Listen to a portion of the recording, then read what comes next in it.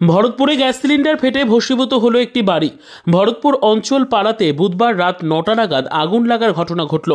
ভরতপুর অঞ্চল পাড়ার মাঠের মধ্যে একটি বাড়িতে গ্যাস সিলিন্ডার ফেটে পুরো টিনের বাড়ির আসবাবপত্র পুড়ে ছাই হয়ে গেল।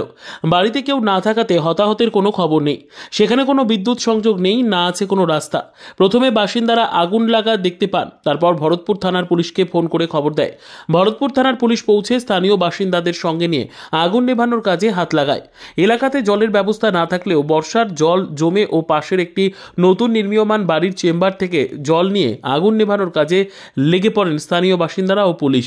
ঘটনাস্থলে দমকল পৌঁছলেও রাস্তা না থাকাতে আগুন লাগার স্থানে যেতে পারল না দমকলের গাড়ি। কার্যত দমকলের কর্মী পৌঁছানোর আগেই ভরতপুর থানার পুলিশ ওই স্থানীয় লোকজন মিলে আগুন নিভিয়ে ফেলে। বাড়ির মালিক ডালিয়া বিবি বলেন, তিনি একটি বাচ্চা নিয়ে এই বাড়িতে একা থাকেন, কিন্তু সন্ধে হলেই পাশের গ্রাম ঝিকরাতে বাবার বাড়িতে চলে যান। তিনি যখন বাড়ি থেকে যান তখন ঘরের ভেতর একটি মোমবাতি জ্বালিয়ে বাড়িতে তালা লাগিয়ে পাশের গ্রাম ঝিকরায় গিয়েছিলেন। ঘরের মধ্যে একটি এলপিজি গ্যাস সিলিন্ডার রাখা ছিল, সেখান থেকে এই আগুন লাগার ঘটনা ঘটে। তার ঘণ্টা দুয়েক পর ভরতপুর থানা ও এলাকাবাসীর ফোন মারফত খবর পান। খবর পেয়ে জলদি এসে পৌঁছন। এসে দেখেন তখন সব শেষ হয়ে গেছে এবং কান্নায় ভেঙে পড়েন। দাদা, কি ঘটেছিল এখানে, কিভাবে জানতে পারলেন? অ্যাকচুয়ালি বাড়ির লোক ফোন করে বলল যে একটা ব্লাস্ট টাইপের হয়েছে এবং নাকি পুরো এরিয়াটা কেঁপে উঠেছে।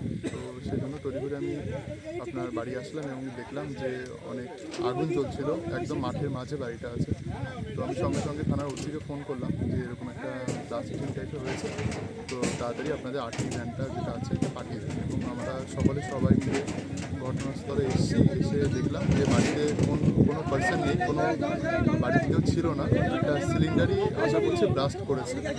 দেখা যাক পুলিশ ইনভেস্টিগেশনে যেটাই পাবে। এখন কটার সময় ঘটেছিল আনুমানিক ঘটেছে প্রায় 9:40 দিকে ঘটেছে এরকম এই ঘটনা। আপনারা যখন এলেন কি দেখতে পেলেন?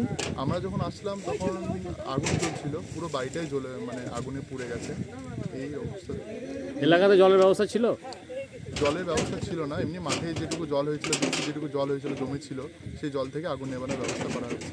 কিন্তু বাড়িতে কেউ এই মুহূর্তে ছিল না, অন দ্য স্পটে কেউ বাড়িতে নেই।